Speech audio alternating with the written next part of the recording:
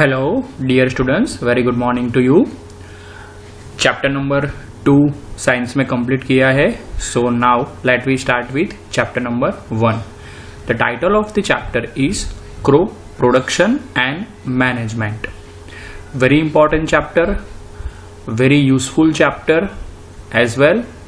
Let we understand first the title of the chapter. You can see the last three word, production and management. You must be familiar with one word, that is management. Whenever we are organizing some, what you can say, picnic or some get together, there should be a proper management. Otherwise what will happen?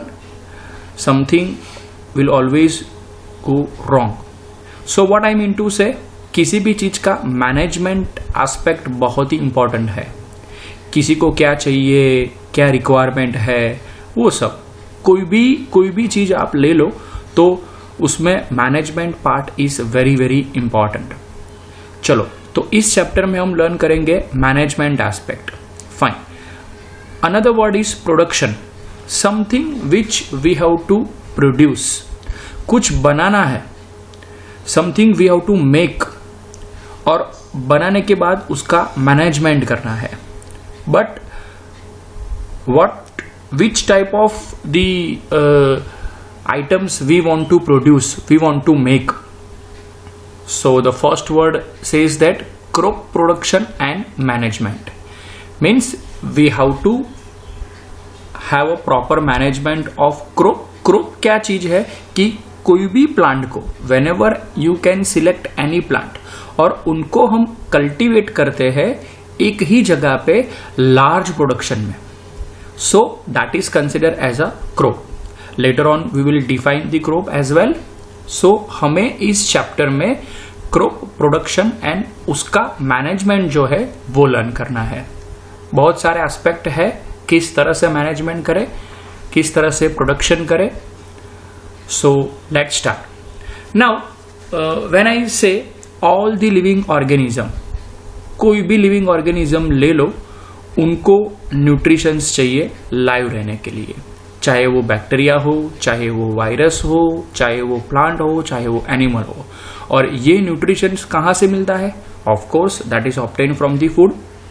But if I talk about majorly two types of living organism, plants and animals.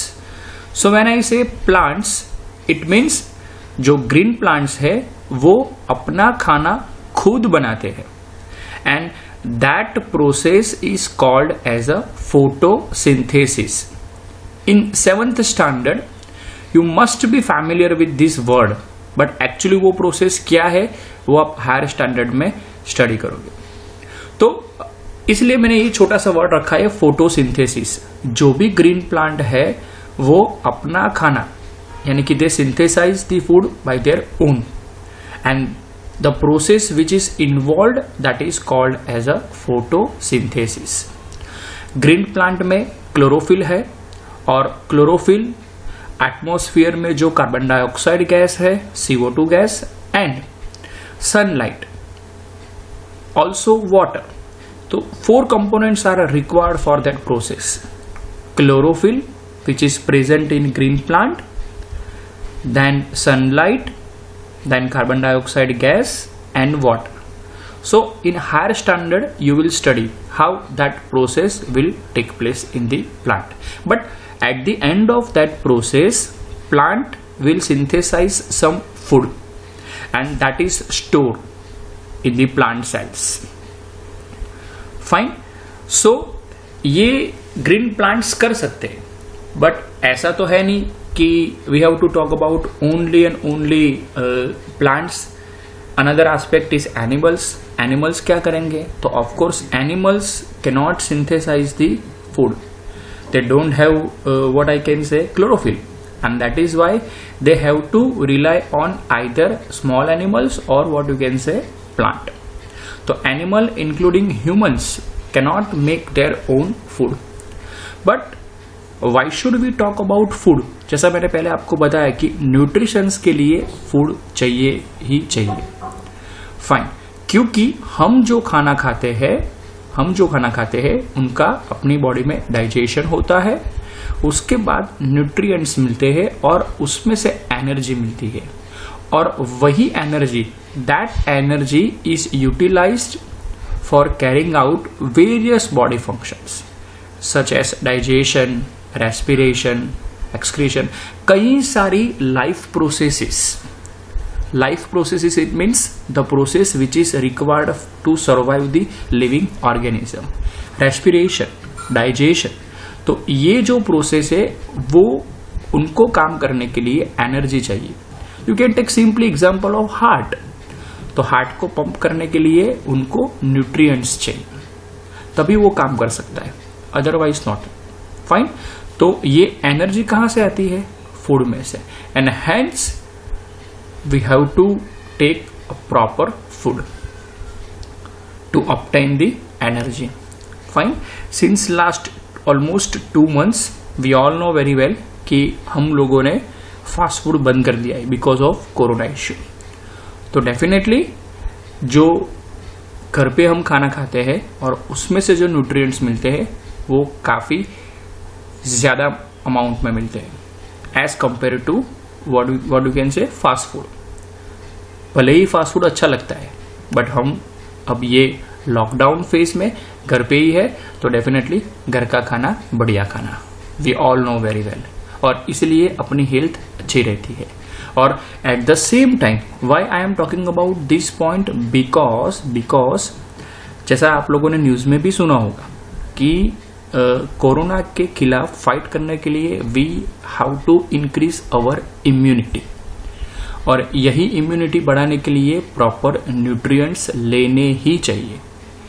I mean to से मोर specifically I say vitamins, vitamin C, vitamin D, you must be familiar this kind of words.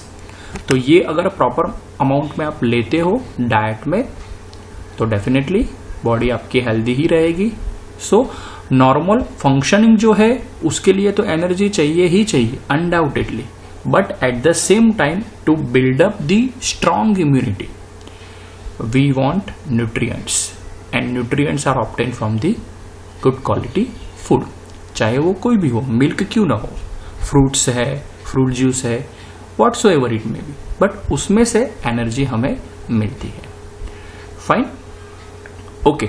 So one thing is sure कि we all need the food. Now the question is, how can we provide food to a large number of people?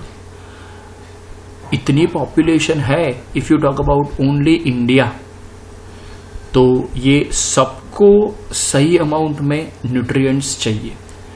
तो definitely we should think about the production of good quality food, and hence the crop word comes into the picture. So we all need good quality food, but question is कि इतने large number of people अपनी country में है, तो how can we provide the food so that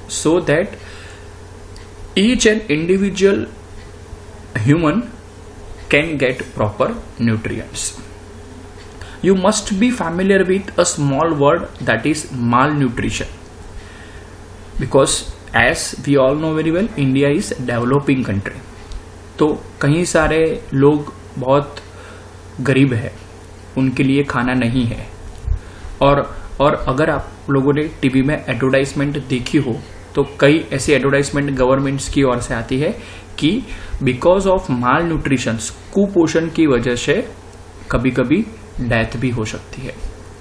fine, चाहे वो pregnant woman हो, चाहे वो चिल्ड्रन हो, छोटे बच्चे हो, बट अगेन सबको अच्छे खाना चाहिए, तभी तो ये पॉसिबल है, वो सरवाइव कर सकते हैं। फाइन, चलो, तो ये large amount of food we have to produce. So in order to provide the food for a large population, 3 points we have to discuss in this chapter. First of all, regular production, यानी कि production जो है good quality food का इन form of a crop वो regular होना चाहिए। हाँ, factors जरूर आएंगे which affect the production of particular crop, वो हम बाद में डिस्कस करेंगे. बट अभी क्रॉप प्रोड्यूस करना है लार्ज नंबर ऑफ अमाउंट में to feed the whole populations of the country. Definitely we required regular production रुकना नहीं चाहिए. Second thing is very important, management उसमें होना जरूरी है. अब ये मैनेजमेंट जो वर्ड है वो मैं आपको एक सिंपल एग्जांपल लेके आपको एक्सप्लेन करता हूं. कुछ दिन पहले ये न्यूज में भी शायद सुना होगा कि जब कोरोना की शुरुआत हुई तब इंडिया में, इनफैक्ट अहमदाबाद में इतने मास्क नहीं थे. N95 मास्क और whatsoever different types of mask नहीं थे. सब लोग क्या रुमाल वगैरह रख के जाते थे बाहर. तो गवर्नमेंट ने कुछ दिन पहले ही वो अमूल जो कॉर्नर है, अमूल शॉप जो होती है, वहां से ये मास्क का डिस्ट्रीब्यूशन चालू किया था. शायद आपको पता हो तो.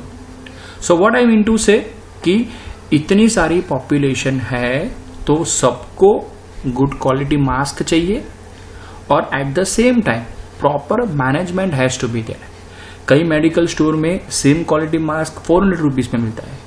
कई मेडिकल शॉप में सेम क्वालिटी मास्क अगर है तो भी वो मना करते नहीं है, क्योंकि वो बचा के रखता है कि ताकि वो अपने रिलेटिव्स को अगर कभी भी जरूरत पड़ती है तो वो दे सकता है. इसलिए what I mean to say कि ब्लैक मार्केट हो जाएगा कि अभी मास्क देखो 50 रुपीज में मिलता है N95 mask. So what I mean to say कि पॉपुलेशंस को चाहिए मास्क, सबको मास्क चाहिए. और it's not like that a simple mask, good quality mask. तो definitely proper management has to be there. जैसे N95 मास्क पहले मेडिकल स्टोर में मिलता था, वो 200 रुपीज, 250, 300 उस तरह के रेट्स थे. बट गवर्नमेंट ने अनाउंस किया कि 65 रुपीज में हम आपको मास्क देंगे. तो मास्क अवेलेबल है but at the same time quality is compromise. That was the statement given by the chemist association. उन्होंने ये दावा किया गवर्नमेंट को कि आप लोगों ने जो 65 रुपीज में मास्क दिए हैं तो वो क्वालिटी उनकी अच्छी नहीं है. So what I mean to say, there is a lack of management. वहां मैनेजमेंट नहीं है. And the third important point is very important, that is proper distribution. हर जगह पे डिस्ट्रीब्यूट होना भी जरूरी है. Forget about mask right now. 3 points we have to take as far as the crop is concerned.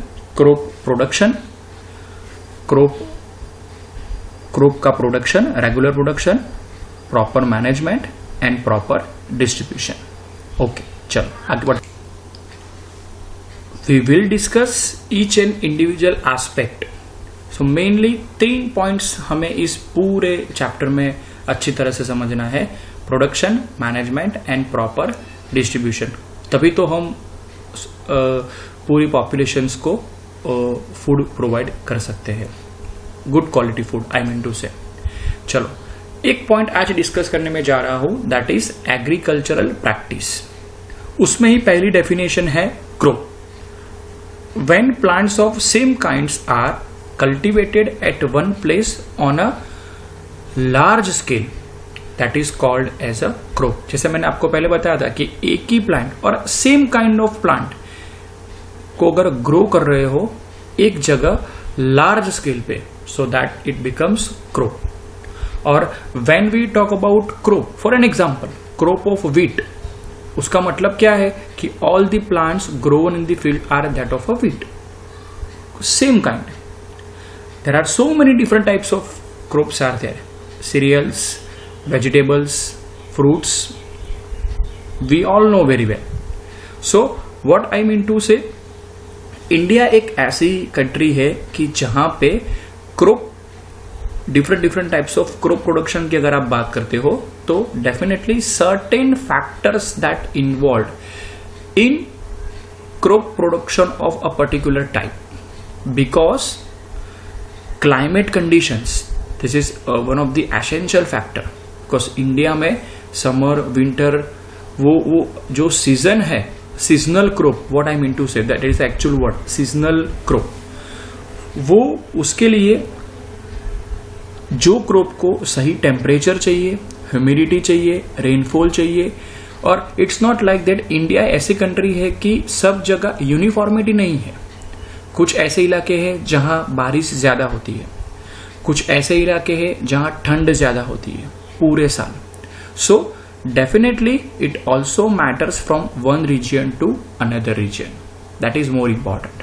Fine, कई सारे crop के बारे में हम डिस्कस करने वाले हैं, बट मेक श्योर हमारा फोकस ये 3 चीज पे होना चाहिए। और उसके लिए जो भी फैक्टर्स है which affect the crop production, factors which affect the crop management, crop distribution, वो हम डिस्कस करने वाले हैं। बट क्रॉप क्या है उसके बारे में तो पहले डिस्कस कर ले। तो crop is nothing but same kind of plants are cultivated at one place on a large scale, that is called as a crop. So crop of wheat जो मैंने आपको एग्जांपल दिया, इट मीन्स वो field में wheat का ही production चल रहा है। फाइन, बट 2 एसेंशियल फैक्टर्स जो मैंने अभी आपको बताया कि climatic conditions and second is very important, India is a vast country जहां डाइवर्सिफाइड एनवायरमेंट है पूरे अगर कंट्री में आप देखो तो। सो both the factors matters a lot as far as crop production of particular type is concerned. Fine, but despite of this diversity, mainly 2 broad cropping patterns can be identified. इतनी diversified और इतनी diversity होने के बावजूद भी crop को distribute किया है 2 अलग अलग पैटर्न में, जैसे कि kharif crop and second is rabi crop. बहुत पूछते एग्जाम में इसका डिफरेंस पे। The crop which are sown in the rainy season, जो बारिश के मौसम में, and that is from June to September, June July August and September, ये 4 महीनों में खरीफ क्रॉप प्रोडक्शन सबसे ज्यादा होता है। So that's why those crops are called as a kharif crops which are sown in the rainy season. Paddy, maize, soybean, groundnut and cotton, 1-2 example याद रखो, that is more than sufficient. But कभी कभी filling the blanks में पूछते हैं कि cotton is which type of crop और give the suitable examples of kharif crop, तो वो याद रखना है। Fine, rabi crop means what? The crop grown in winter, October to March, October, November, December, January, February and March, 6 महीने का ये जो ड्यूरेशन है, दैट ड्यूरेशन में अगर कोई क्रॉप अच्छी उनको डेवलपमेंट के लिए ये एनवायरमेंट ज्यादा फेवरेबल है, टेम्परेचर जो रहता है कम रहता है, तो that is more favourable. Fine, तो उनके एग्जांपल्स है wheat, Graeme, P, mustard and linseed. Wheat you must be familiar कि जनवरी, फरवरी, मार्च में ये अच्छी तरह से उनका क्रॉप प्रोडक्शन होता है, और उसके बाद अप्रैल मई में हम लोग पूरे साल भर के व्हीट हम परचेस करते हैं, so that once in a while, क्योंकि ये सीजन में अच्छी तरह से डेवलप हो गया है crop, so let we purchase for whole season. Fine, so this are few examples you can see. Kharif, again you can take this examples, मैंने पीक इसलिए लिया है so that you can come to know very easily by remembering the peak. Rice है, soybean है, corn है, sugarcane है, cotton है, groundnut है, वो सारे क्रॉप को हम बोलते हैं खरीफ क्रॉप। और at the same time wheat, oat, chickpea, mustard, almond, broccoli, वो सारे क्रॉप को हम बोलेंगे rabi crop. So mainly 2 types of crops we have to discuss, kharif crop and rabi crop. Rabi crop it means what? जो भी क्रॉप विंटर में developed होते हैं that is called as a rabi crop, और जो रेनी सीजन में डेवलप होते हैं that is called as a kharif crop. या mainly 2 categories, but if you focus on the month October to March and June to September, तो भाई April में क्या करेंगे? No problem at all. कुछ ऐसे सिलेक्टेड क्रॉप है जो हाई टेम्परेचर 44, 45 हाई टेम्परेचर में फेवर करते हैं, बट उनको कैटेगराइज नहीं किया है, right? Pulses and vegetables are grown during summer, we all know very well. Fine, तो उनको कैटेगराइज नहीं किया है as far as cropping patterns are concern, mainly दो ही पैटर्न है, kharif crop and rabi crop. और वेजिटेबल्स और पल्सेस के लिए what you can say summer is favourable. Fine.